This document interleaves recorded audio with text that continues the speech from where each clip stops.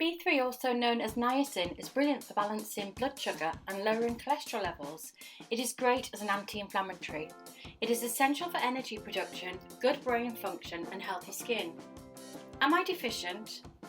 If you've been feeling generally fed up, anxious and lacking in energy and unable to sleep, see your doctor who can eliminate other causes and talk to her about B3.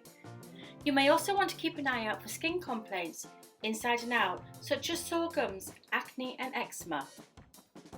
You can find B3 in foods such as mushrooms, tuna, chicken, salmon, asparagus, cabbage, turkey, lamb, courgette, squash, wheat, tomatoes, cauliflower and mackerel.